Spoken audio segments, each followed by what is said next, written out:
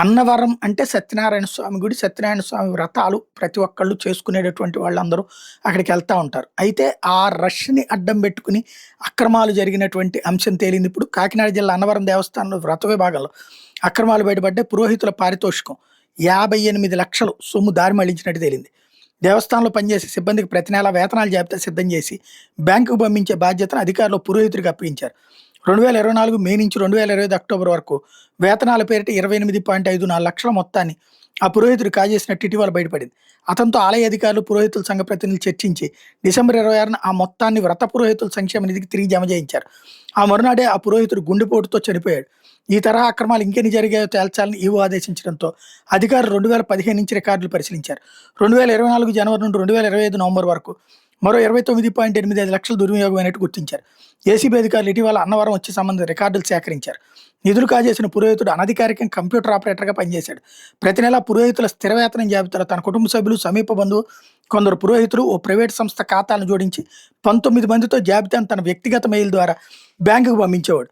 దేవస్థానం నుంచి వచ్చే హార్డ్ కాపీని సరిపోల్చుకోకుండా బ్యాంక్ అధికారులు ఆ మెయిల్లో పేర్కొన్న ఖాతాలో సొమ్ము జమ చేశారు.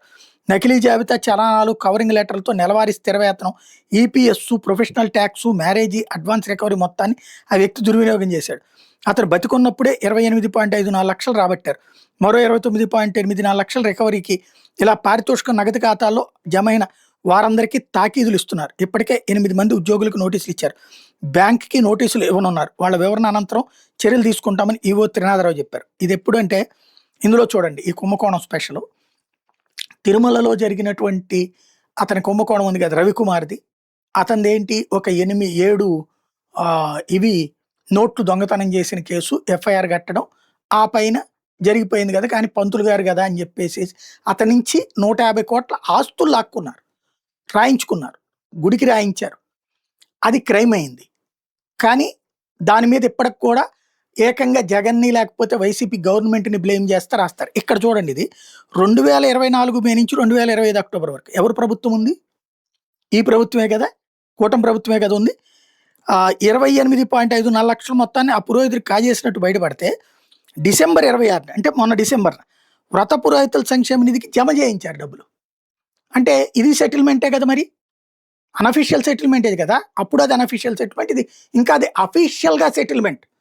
ఎందుకు ఎఫ్ఐఆర్ కట్టి ఛార్జ్ షీట్ వేసి ఆ పైన లోక్ అదాలత్లో రాజీ చేశారు. అది కూడా 150 కోట్ల ఆస్తి తిరుమల తిరుపతి దేవస్థానం రాసినందుకు గాను 70,000 రూపాయల దొంగతనాన్ని కేసును మాఫీ చేస్తున్నట్టుగా.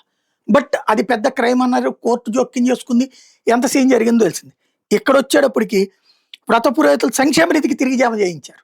పోనా సంక్షేమ నిధి ఏమన్నా ప్రభుత్వం అందవుతుందా? సరే, అసలు అది పక్కన పెడదాం. జమ చేయించారు, కేసు ఏం కట్టలేదు ఇక్కడ. ఇప్పుడు ఆయన గుండాగి చనిపోవడంతో ఈ విషయం బయటకు వచ్చింది. అప్పుడు అనుమానించి మిగతాది తీసుకున్నారు. ఇప్పుడు అతను గుండాగడానికి కారణం ఎవరు? అట్లాగే ఈ తప్పు చేయడం జరిగినప్పుడు ఎందుకు చూడలేకపోయారు?